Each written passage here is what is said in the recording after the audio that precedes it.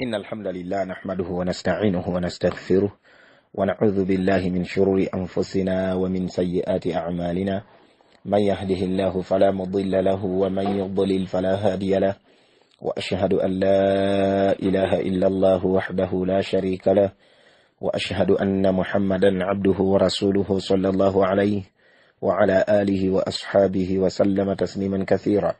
يا أيها الذين آمنوا اتقوا الله حق تقاته ولا تموتن إلا وأنتم مسلمون. يا أيها الناس اتقوا ربكم الذي خلقكم من نفس واحدة وخلق منها زوجها وبث منهما رجالا كثيرا ونساء واتقوا الله الذي تساءلون به والأرحام إن الله كان عليكم رقيبا. يا أيها الذين آمنوا اتقوا الله وقولوا قولا سديدا يصلح لكم أعمالكم ويغفر لكم ذنوبكم ومن يطع الله ورسوله فقد فاز فوزا عظيما. أما بعد فإن أصدق الحديث كتاب الله وخير الهدي هدي محمد صلى الله عليه وسلم وشر الأمور محدثاتها وكل محدثة بدعة وكل بدعة ضلالة وكل ضلالة في النار. أبرغان ببتيبوا السلام عليكم ورحمة الله وبركاته. أسعد الله أوقاتكم بكل خير. حياكم الله أيها الإخوة الفضلاء، حياكم الله وحفظكم وجعل الجنة مثوانا ومثواكم ووفقنا الله جميعا لما يحبه ويرضى. بدوبا الله تبارك وتعالى ومسوم غوافي سلسلة دروس حول الجنة والنار. olujegere lw'emisomo legikwataganako nejjana ya Allah tabaraka wa ta'ala n'omuliro gwa Allah azza wa jalla. Jukira nti twatandika n'omuliro gwa Allah tabaraka wa ta'ala sagala weerabire era emisomo kati egiri frequent gitambula nga gitambulira ku muliro gwa Allah subhanahu wa ta'ala. Olwaleero bi'aunillahi ta'ala wa bi'izzatihi tugenda kulaba omutwe oguyitibwa oba ogugamba nti annaaru tatakallamu wa tubsir. Omuliro gwa Allah tabaraka wa ta'ala mwana watu gwogera n'okulaba gulaba. Omuliro gwa Allah azza wa jal gwogera n'okulaba gulaba. Wa barakallahu fikum. Tugamba wabillahi tawfiq nti alladhi yaqra'u an-nusus min al-kitabi was-sunnah, omuntu yenna asoma obujulizi obuli mu kitabo kya Allah tabaraka wa ta'ala ne muhadithi zombaka Muhammad sallallahu alayhi wa sallam allati tasfifu an-nara, obwo obujulizi obunnyonnyola oba obulaga omuliro gwa Allah tabaraka wa ta'ala yajiduha makhluqan, mwana wattu omuliro ogwo agusanga oba agenda okwetegereza nga omuliro ogwo kitonde mu bitonde bya Allah tabaraka wa ta'ala. Yubsir, mwana wattu kiraba oba omuliro gwa Allah tabaraka wa ta'ala gulaba. Wayatakallam, wakiwulidde ekitonde ekyo kiraba. Wayatakallam, n'okwogera kyogera. Ekitonde ki? Ekitonde muliro. Wayashtaki, ate n'okuloopa kiroopa oba complaininga. Kikomplaininga mwana wattu, kiyinza n'okufuna ebitakitambulidde bulungi ne kikomplaininga ewa Allah tabaraka wa ta'ala. Fa fil kitabil azizi, mu kitabo ekyekitiibwa nga kye kitabo kya Allah tabaraka wa ta'ala al-Qur'anul Karim, anna an-nara, nti mazima ddala omuliro, tara ahlaha, gulaba abantu baagwo, gugenda kulaba abantu baagwo oba bannannyini gwo. Bali ombaka bwe yayogerako sallallahu alayhi wa sallam nti alladhina hum ahluha, abo bannannyini gwo. Nolekyo omuliro gwa Allah tabaraka wa ta'ala gugenda kulaba bannannyini gwo nga batwalibwa, wahum qadimuna ilaiha min ba'idin, nga basembezebwa oba nga batwalibwa, kireka bulungi, nga bakuluumululwa batwalibwa eri omuliro ogwo naye nga bava wala, gubalabira wala, kireka bulungi gugenda balabira wala. Fa inda dhalika, mu kiseera n'ekyo kyennyini, tutliqul aswata المرعبة الدالة على مدى حنقها وغيظها. Mu kiseera ekyo kyennyini gugenda kuvaamu amaloboozi nga gali horrible, very bad, gali horrible, gatiisa, geeswanta, addalla, agalaga ala mada hinqiha wa ghayriha, nga galaga ennugu yaagwo okiwulidde gye gulina eri abantu bano n'obusungu bwagwo, okiwulidde n'obusungu bwagwo bwe gulina omuliro guno eri abantu abo, okiwulidde bulungi, ala haulai almujrimin, eri abantu abo aboononefu abakyamu ababi, abalinga mu shiriki, abalinga mu bidai, abalinga mu bukaafu obutagambika, abalinga mu kujemera Allah tabaraka wa taala mu mpuyi ez'enjawulo, okiwulidde abataamulangawo ow'ekitiibwa Allah tabaraka wa taala nga wallahi abashia kumpi be bakulembedde. Qala taala, ow'ekitiibwa Allah yagamba subhanahu wa taala nti bal kadhabu bisaa, bano baalimbisa olunaku lw'enkomerero, olunaku lw'ekiyama, wa atadna liman kadhaba bisaati sa'ira, omuntu yenna eyalimbisa olunaku olwo, olunaku lw'enkomerero, ow'ekitiibwa Allah tabaraka wa taala agamba nti yamuteekerateekera sa'ira, okiwulidde bulungi, omuliro ogwokya, omuliro gwe ogwokya, ebibonerezo ebitagambika.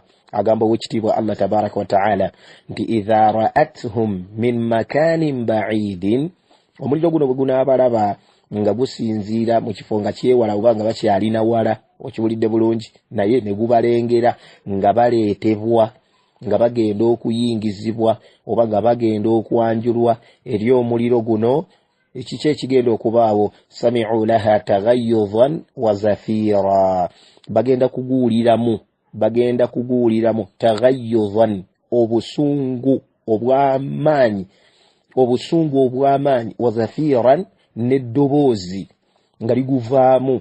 Obusungu buno, obusungu tebulabwa, okiwulidde bulungi, naye kitegeeza ki? Yani sami'u laha sawta at-taghayyuz, bagenda kuwulira amaloboozi agalaga obusungu n'okweswanta okuyitiridde, minattalahubi wattawaqqud, mu kwokya, mu kukumwa, mu bbugumu, mu ki, okiwulidde amaloboozi ago agaguvaamu nga galaga nti musunguwavu eri abantu bano, baddu ba Allah tabaraka wa taala. Barakallahu fikum wa jazakumullahu khairan.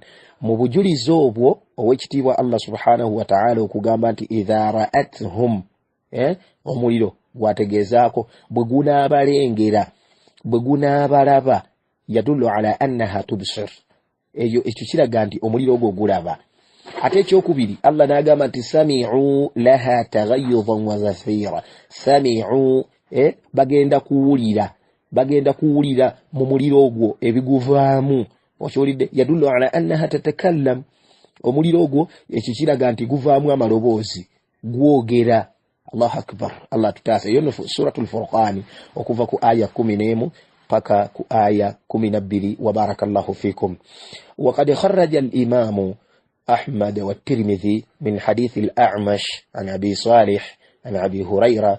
Imam Ahmad mu kitabu kye yateekamu ekikiri ekya al-Musnad, yateekamu hadithi ya Abi Huraira radiyallahu anhu ng'ajijja ku nabbi sallallahu alayhi wa sallam, nga nabbi agamba alayhi salatu wassalam ti yakhruju yawma al-qiyama, ku lunaku lw'ekiyama, unqun minan nari, ku lunaku lw'ekiyama ensingo egenda kuva mu muliro.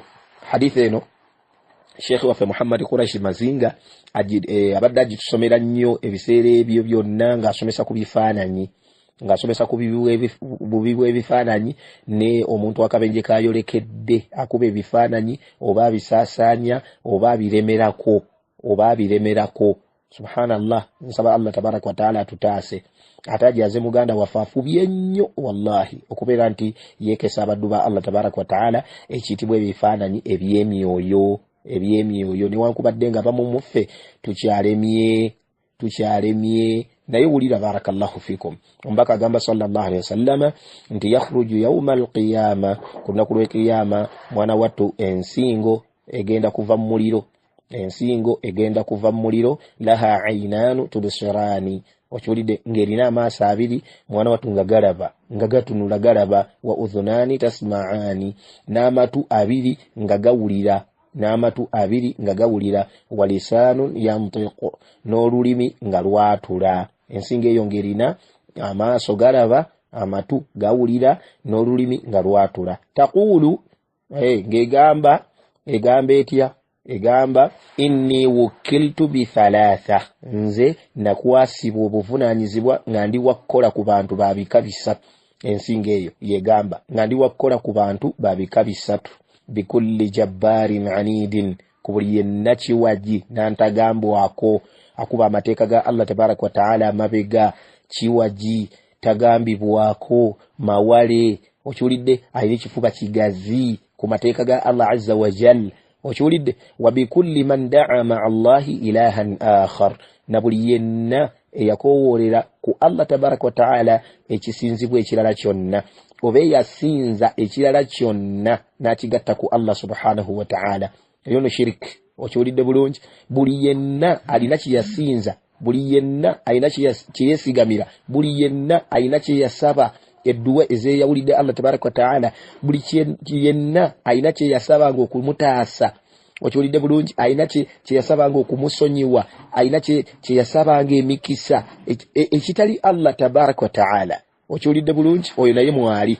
Wabil musawwirin, n'abakubanga ebifaananyi ebirimu omwoyo, oba wadde nga si yabikubye naye n'abisaasanya n'abiremerako. Okiwulidde bulungi. N'abikkiririzaamu. Eyo ensingo egenda kubeera nga ekola kwabo abantu ab'emirundi esatu. Barakallahu fikum. Hadithu sahahahu Tirmidhi, al-Imam Tirmidhi yajisahaha, atenga ne Sheikh Albani rahimahullahu ta'ala ne yajisahaha, yalaga nti hadithi ntuufu. Baduba Allah tabaraka wa taala bwetutegereza hadithi eyo mwana wattu tusanzeemu ekigamba nti walisanun yantiq, bwe bujuliza obusooka walisanun yantiq, n'olulimi nga lwatula, n'olulimi nga lwatula. Obujuliza obwokubiri obulaga nti omuliro gwogera, taqulu mwana wattu ng'ensinga eyegamba inni wukiltu bi thalatha. Okiwulidde bulungi. Neyogera bino ebijja mu maaso. Kitegeeza nti omuliro gwa Allah tabaraka wa taala gulaba, omuliro gwa Allah azza wa jalla gwogera. Wa barakallahu fikum. Omuliro gwa Allah gulaba, omuliro gwa Allah tabaraka wa taala gwogera. Iyadhan billah. Nas'alullah subhanahu wa taala an yujirana minan nari. Tusaba Allah subhanahu wa taala atutaase, atuwonye omuliro gwe ow'ekitiibwa Allah tabaraka wa taala. Mu hadithi endala omubaka sallallahu alayhi wa sallam yatulaga nti ishtakat naru ila rabbiha, omuliro gwakomplaininga ewa Allah waagwo subhanahu wa ta'ala. Wa qalat, negugamba ya rab, owange mukama wange, omulezi wange, akala ba'duna ba'dan, mazima ddala tweridde Allah wange, tweridde. Okiwulidde omuliro gukomplaininga ewa Allah subhanahu wa ta'ala, nga tweyokyezza, nga tweridde. Faja'ala laha nafasaini, Allah tabaraka wa taala nagusizaawo enzisa za mirundi ebiri. Nafasan fi shita, olussa olw'omunankali mu budde obw'obutiti, wa nafasan fi sayif, n'olussa olw'obudde obw'omuswayifi mu kasana pereketya oba wewabeererawo ebbugumu nga ppitirivu nnyo. Allah tabaraka wa taala yaguteerawo enzisa ezo ez'emirundi ebiri gutowolokeko. Fa amma nafasuha fi shita, okussa kwagwo mu budde obw'obutiti, fahuwa zamharirun, bitter cold, amakulu obunyogovu buli obumalako eddembe. Okiwulidde bulungi. Abamu babatwala n'okubatwala ku bitanda, obunyogovu bumuyingidde. Abamu babatwala ku bitanda, abamu babatuuza ku busigiri, babuyita busigiri, bamununemu obunyogovu ng'empewo emuyingidde, obunyogovu bumuyingidde. Obwo obukosa obwo zamharir. Wa amma nafasuha fi sayfi, ate okussa kwa omuliro gwa Allah tabaraka wa taala mu budde bwa sayfi, fasamumun, yani arrihul harra ashadidatul har, nga twakulembera kiraba oba okukyogerako. Eno empewo ebeera eyokya okamala bukamazi, erina ebbugumu eritagambika. Hadithi no ntuufu, hadithi ya Abi Huraira, nga eri mu kitabo ekitibwa as-sahiha eky'omwanyi wafe ayitibwa Sheikh Muhammad ibn Nasiruddin al-Albani rahimahullahu ta'ala. Abooluganda, bwe tutegereza hadithi eno ey'ekitiibwa tusanga ng'omuliro gwakomplaining ewa Allah subhanahu wa ta'ala nannyini gwo, gwakomplaining ew'omulezi waagwo ow'ekitiibwa Allah tabaraka wa ta'ala. Ate nga shakuwa etera kubeera nga kwegamba ya bigambo, kati kitegeeza nti omuliro gwa Allah gwogera. Obujulizi obulala, waqalat negugamba, amakulu nti gwogera.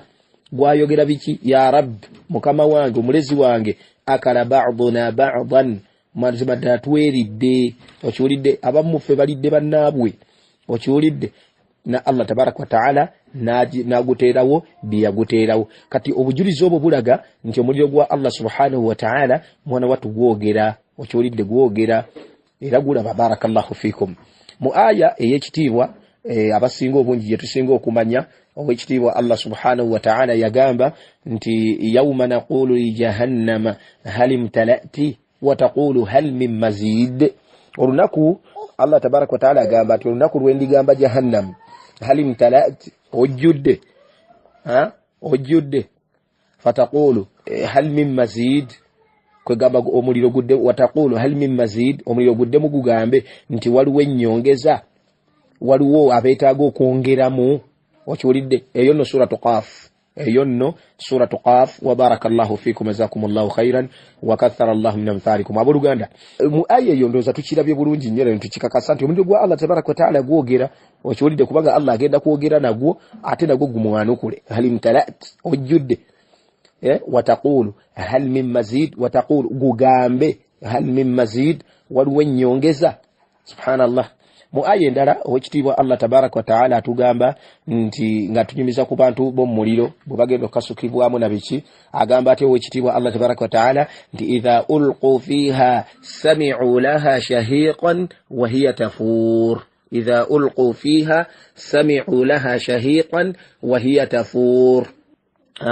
agamba shi Allah tabarak wa taala takadu tamayyazu min al-ghayz كلما ألقي فيها فوج سألهم خزنتها ألم يأتكم نذير قالوا بلى قد جاءنا نذير فكذبنا وقلنا ما نزل الله من شيء إن أنتم إلا في ضلال كبير وقالوا لو كنا نسمع أو نعقل ما كنا في أصحاب السعير فاعترفوا بذنبهم فسحقا لأصحاب السعير ايون سورة الملك وكفا كمنانا paka ku 11 agamba cyo bwekitibwa Allah tabaraka wa taala Allah agamba nti idha ulqu fiha abantu bana abananyini muliro bwe banakasukibwamu bwe banateekebwamu bwe banamala okuguyingizibwa sami'u laha shahiqan wa hiya tafur wana tubagenda kuwulira omuliro ogwo nga guvaamu shahiqan Ibn Jarir yagamba at-Tabari Imam al-Mufassirin agamba nti yani siyah kuvamu amaloboozi oba okuleekaana okiwulidde bulungi gugenda kuleekaana wa hiya tafur qala Thawri omanyi ayitibwa Thawri omu ku basalafu abakulembera rahimahullahu ta'ala agamba nti taghli bihim kama yaghli alhabbu alqalilu fil ma'i alkathir mwana watu gugenda kubeeseza amakulu bagenda kugwesereramu nga bwolaba akaweke akatono ng'okatadde kokka mu sepiki ey'amazzi nga mangi ne gatandika okuwesera nga keeserera muli bwe kaddeno bwe kekyusa bwe kakola kati nga geesera gonna gatokota. Allahu akbar. Nsaba Allah tutaasa omuliro gwe wallahi bwe gugenda okubeera bwe gutyo. Ani agamba rabbul alamin rabbuha wa rabbul ibad, mukama waagwo omulezi waagwo ate omulezi w'ebitonde byonna omulezi w'ebiddu byonna agamba ki takadu tamayyazu min al-ghayz. Ibn Kathir agamba ku statement yeyo nti yakadu yanfasilu ba'daha min ba'din min shiddati ghayziha alayhim. Olw'obuyitirivu bw'obusungu n'ennugu gye gulina ku bantu bano abagenda okubeera nti baguyingiziddwamu, gugenda na kwagala kweyuzayuza, gwagala kweyawulayawula na kiwe gudda bwe gubakwata bwe. Allahu akbar. Agamba ow'ekitiibwa Allah tabaraka wa ta'ala nti kullama ulqiya fiha fawjun, buli group buli kibinja we kinaakasukibwamu we kinaayingizibwa mu muliro ogwo, sa'alahum khazanatuha, nga bakumi bano ab'omuliro nga bababuuza babayingiziddwamu, alam ya'tikum nadhir mwe mubadde ki mwabaki tebabajjira abatiisa tebabajjira قالوا بلى قد جاءنا نذير فكذبنا bagenda gamba nti kikakafu nnyo batujjira okiwulidde bulungi batujjira abatiisa okiwulidde omutiisa yatujjira naye kye twakola fakadhabna ne tulimbisa ne tugaana okukkiriza ebyo ebya Allah tabaraka wa taala bye batusomedde bala bagenda kukkiriza bakkiriza bala kikakafu nnyo bala qad jaa'ana nadhirun yatujjira omutiisa okiwulidde bulungi fakadhabna kye twakola ne tumulimbisa ne tugaana okukkiriza waqulna nga tugamba ma nazzala Allahu min shay'in Allah tabaraka wa taala talina biyassa temutubulira story ebyo byaddiina ki okiwulidde nga bagambanga mata hadha alwa'du in kuntum sadiqin bombanga ddala mwogera mazima eyendagaano yaddi okiwulidde bombanga ddala mwogera mazima eyendagaano yaddi mutwale story zammwe nammwe okiwulidde mulina baguba ddalu mwe mwali mubirabyeko bwe boogera okiwulidde ebintu bwe bitogasiya kasasiro okiraba bulungi kakati owekitiibwa Allah subhanahu wa ta'ala agamba nti bwe bayogeranga ebyo tebakomanga okwo wabula nga babagamba in antum illa fi dalalin kabir muli mbubuze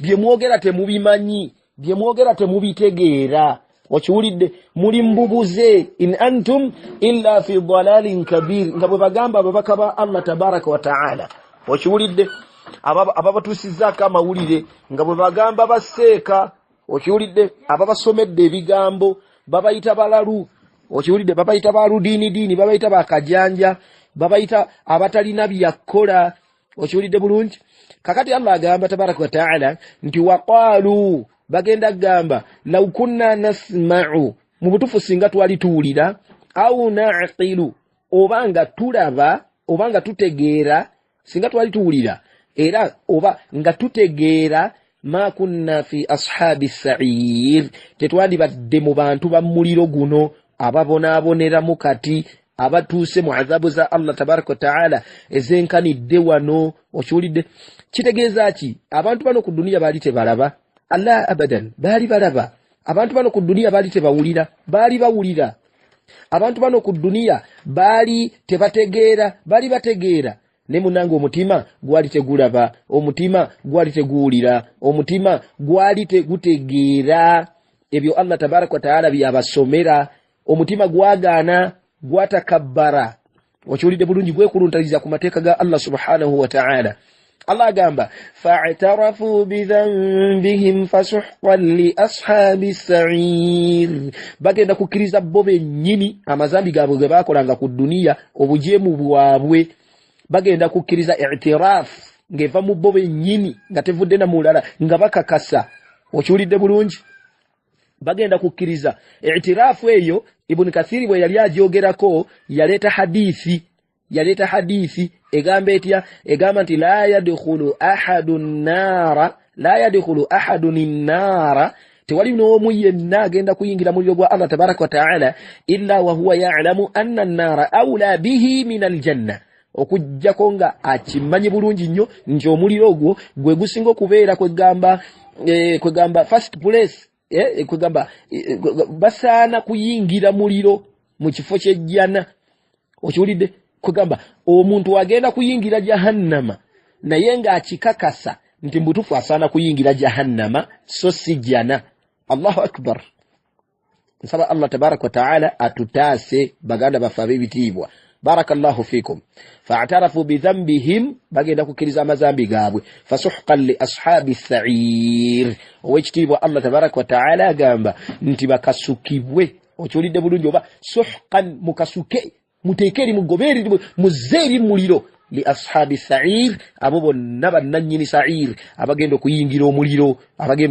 omuliro ku lunaku olwaleero قال الشنقيطي رحمه الله تعالى وينو ممني ومان من تفسيري okiwulidde bulungi tafsiru ayat al ahkam okiwulidde mu kitabo kyekiyitibwa adwaul bayan bamuyita Muhammad al-Amin ash-Shinqiti rahimahullahu ta'ala omujalladi gwa 8 peji ya 232 agamba ki owekitiibwa Sheikh waffe agamba nti fi hadhihi al-aya mu aya zikulembedde eziriwa idha ulqu fiha sami'u laha shahiqan wa hiya tafur takadu tamayyazu min al-ghayz aw nyini awo agamba ati Sheikh nga allakako agamba ati ithbatun anna linnari hissan okiwulidde okukunywezaawo nti omuliro gulina sense okiwulidde bulungi guwulira omuliro gwa Allah tabaraka wa taala wa idrakan era gusobola okukwata oba gufuna ekintu kye gufuna nti kakati wono bamukasuseemu ne gumuwulira ne gulyoka gumukolako nga Allah tabaraka wa taala bw'ayagala gumukoleko wa iradatan era gwagala omuliro gwa Allah tabaraka wa taala wal qur'anu ne qur'an yekitiibwa athbata linnari annaha taghtazu wa tubsiru wa tatakallam wa tatlubu almazid Qur'an yekitiibwa enyweza ku muliro nti omuliro gwa Allah tabaraka wa taala mwana watu guwulira obusungu gusunguwala era omuliro gwa Allah azza wa jalla gulaba era gwogera era gusaba n'ennyongeza subhanallah nsaba Allah tutasi Allah akbar barakallahu fikum jazakumullahu khairan wa kathara Allahu min amthalikum aboluganda omuliro gwa Allah tabaraka wa taala olwali topiki yaffe badde nti gwogera ate gulaba Allah akbar gulaba omuliro gwa Allah azza wa jalla tewali kugusala kikubo Allahu akbar nsaba Allah subhanahu wa ta'ala agututase tugamba Allahumma harrim wujuhana wa wujuha abaina wa ummahatina wa mashayikhina wa jami'il muslimina 'anil nari ay Allah waffe tukusaba oberengo ziza kubyenyi byaffe oberengo ziza kubyenyi byabakitaffe bamama baffe bamaseka baffe n'abasiramu bonna omuliro amakuru tukusaba otutase omuliro gwo oleme tuyingiza muliro gwo jazakumullahu khairan wa barakallahu fikum wa jazakumullahu khairan kakati aboluganda mukufundikira biidhnillahi ta'ala obubaka bwa Hamad Islamic Center etegeeza abantu mwenna abazadde kuba muyinza okubanga tolina mwana ne mwana watungo ni muzadde oyina mutowo ngoli muzadde oyina omwana wa muganda wo ngoli muzadde oyina mulekwa gwo olina nga gw'omulabirira oli muzadde mu ngeri zonna barakallahu fikum nti okwewandiisa kwatandika dda officially ku ssomero oba ku grounds za Hamad Islamic Center sagala weerabire nti omwaka oguwedde twali tukoma ku kibiina kya kusatu ate omwaka guno biidhnillahi ta'ala tugenda kuteekawo ekibiina ekyokuna biidhnillahi ta'ala ekibiina ekyokuna primary 4 n'olwekyo tusaba abantu mwenna abanoonya ejjana ya Allah tabaraka wa ta'ala abanoonya okutaasibwa omuliro gwa Allah azza wa jalla mutuyambeko biidhnillahi ta'ala waliwo okuzimba okugenda mu maaso ku ssomero eryo biidhnillahi ta'ala mutuyambeko biidhnillahi ta'ala essimu zaffe oyinza okusuula ku kiyitibwa 0772 97 8 93 oyinza okusuula ku ssimu eyitibwa 0702 97 8 93 tuyambagane biidhnillahi ta'ala tulabe nti tutwala eddiini ya Allah azza wa jalla maaso oba olyawo biidhnillahi ta'ala ng'owekitiibwa Allah azza wa jalla ebyo by'anaatunuulira by'anaasinziirako okubeera nti atutaasa omuliro gwe okubeera nti atutaasa ebibonerezo by'omuliro jahannam jazakumullahu khairan abaana tubaagala tubeetaagira ddala abaana mubaleete biidhnillahi ta'ala tubasomese eddiini ya Allah tabaraka wa ta'ala so nga ate n'ebyoluzungu nabyo mwana wattu nga tubibasomesa mu bujjuvu biidhnillahi ta'ala nga tewali kukendeeza kwe tukendezezaamu ja'alana Allahu wa iyyakum wajtiba Allah tabaraka wa ta'ala tumusaba atufule namwe abafule minal mutamassikina bil kitabi was sunna abenyweleza ku kitabu kya Allah tabaraka wa ta'ala ne sunna zombaka Muhammad sallallahu alayhi wa sallama ala nahji fahmi salafina salih ridwanullahi alayhim ajma'in nga abasalafu salih babinywerezako bwe babitambulirako nga bwe babitegeera بارك الله فيكم وكثر الله من أمثالكم وسدد خطاكم ووفقنا الله جميعا لما يحب ويرضى. سبحانك اللهم بحمدك أشهد أن لا إله إلا أنت أستغفرك وأتوب إليك. والسلام عليكم ورحمة الله وبركاته.